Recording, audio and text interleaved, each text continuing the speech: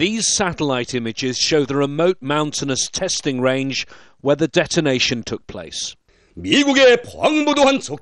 Official confirmation came on North Korean state television. The country had defied the international community with the test of what it said was a miniaturized nuclear weapon, taking it closer to its goal of producing a device small enough that it could be mounted on a long-range missile.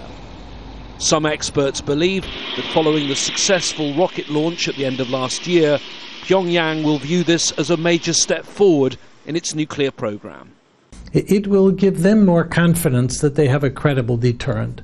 I still personally believe that they want that deterrent to essentially keep the Americans out and to buy them sort of space and room in which they can operate.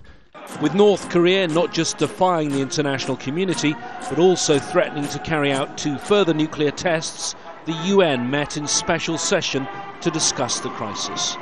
There was condemnation from every member of the Security Council. North Korea will be held responsible for any consequences of this provocative act.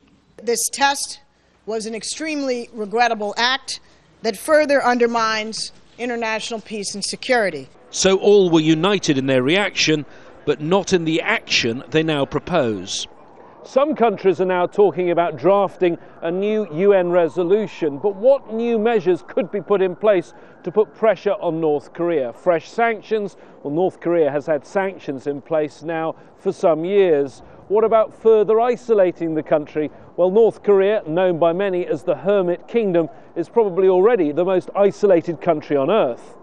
Another possible option they have is enforcement action under Chapter 7 of the UN Charter.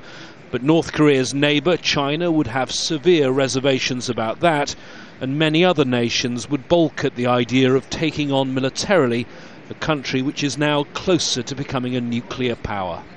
James Bays, Al Jazeera, at the United Nations.